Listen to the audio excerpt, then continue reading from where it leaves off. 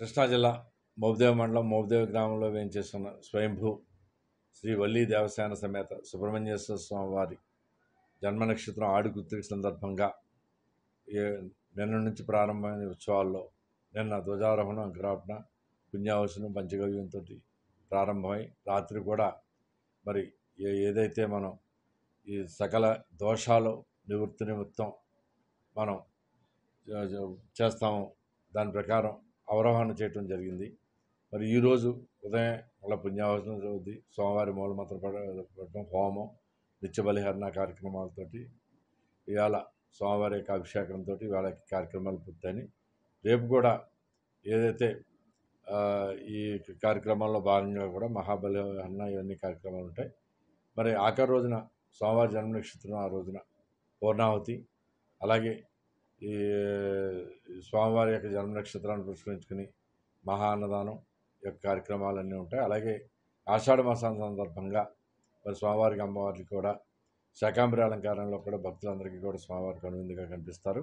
కావున ఈ యొక్క కార్యక్రమంలో భక్తులందరూ కూడా ఇచ్చేసి స్వామివారి యొక్క తీర్థప్రసాదాలు స్వీకరించి స్వామివారి కృపకు పాత్రలు అవుతారని మీ ద్వారా భక్తులందరికీ విజ్ఞప్తి చేస్తాను. శ్రీ మహాసరస్వత్యై నమః. శ్రీపాదవల్లభ నృసింహ సరస్వతి గురు దత్తాత్రేయ పరదేవతాయ నమః. సుబ్రహ్మణ్యాయ శేషాయ శివాయ శివమూర్తే బ్రహ్మాండవాహదేహాయ నాగరాజాయ నమో నమః. కృష్ణా జిల్లా మోపిదేవి మండలం మోపిదేవి గ్రామంలో వేయించేసిన సుబ్రహ్మణ్యేశ్వర స్వామి వారి పేరు చెబితేనే మన యావత్ ప్రపంచంలో కూడా ఆ షట్కృత్తికలు 6 కృత్తికలతో 6 ముఖాలతో 6 క్షేత్రాలను దర్శించిన యొక్క సత్వరమైన ఫలితం పొందుతామని చెప్పి ప్రతి ఒక్కరూ కూడా స్వామిని ఆశ్రయిస్తారు. అటువంటి స్వామివారికి ఆడి మాసం ఉత్సవాల్లో భాగంగా ఈ రోజున రెండో రోజు స్వామివారి ఉత్సవాల్లో, ఆ పుట్టినరోజు ఉత్సవాల్లో రెండో రోజున పవిత్రోత్సవాల్లో భాగంగా స్వామివారికి ఉదయము అన్నాభిషేకము, అనంతరము వల్లి అమ్మవారికి, దేవసేన అమ్మవారికి పంచామృతాలతో అభిషేకము, స్వామివారికి పట్టు పవిత్రములు సమర్పించడం జరిగింది.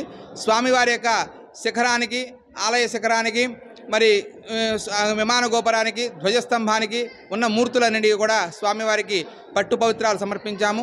అనంతరము ప్రదోషకాల సమయంలో స్వామివారికి విశేషంగా మూలమంత్ర హోమాలు, ఆలయ బలిహరణ, స్వామివారి యొక్క పంచహారతలతో ఈరోజు కార్యక్రమాలు పూర్తవుతాయి. రేపు ఉదయము స్వామివారికి సుప్రభాత సేవ, అనంతరము స్వామివారికి విశేషంగా ఉన్న ఆలయ అధికారులకు, ఉన్న భక్తులకి కూడా పట్టు పవిత్రాలు ఇవ్వడం జరుగుతుంది.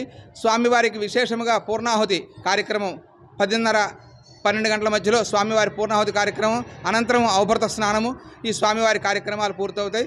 రేపు సాయంత్రం నుంచి స్వామివారికి మంగళవారం నాడు జరిగే కృత్తిగా స్వామివారి యొక్క ఉత్సవంలో భాగంగా శాకాంబరి అమ్మవారి యొక్క అలంకారం, మనకు వల్లి అమ్మవారికి, దేవసేన అమ్మవారికి ఆలయంలో నంది మండపానికి మొత్తము కూడా కూరగాయలతో చుట్టుపక్కల ఉన్న ప్రజలందరూ కూడా భక్తి శ్రద్ధలతో కూరగాయలు సమర్పించడం జరుగుతుంది. ఎందుకయ్యా ఈ కూరగాయలన్నీ స్వామికి ఇస్తారు, 10 మందికి దానం చేస్తే మంచిది అనుకుంటారు. భగవంతుడు ఇచ్చిన వాడికి భగవంతుడు సర్వేంద్రియాణం నయనం ప్రధానం అన్నారు. మనం ఇచ్చిన కళ్ళు మనం భగవంతుని చూడటానికి ఉపయోగించాలట. దానం ధర్మం చేయాలి. అందుకని ప్రతి ఒక్క రైతు కూడా పాడి పంటలతో మేము వేసే వాణిజ్య పంటలన్నీ కూడా అభివృద్ధి చెందాలి.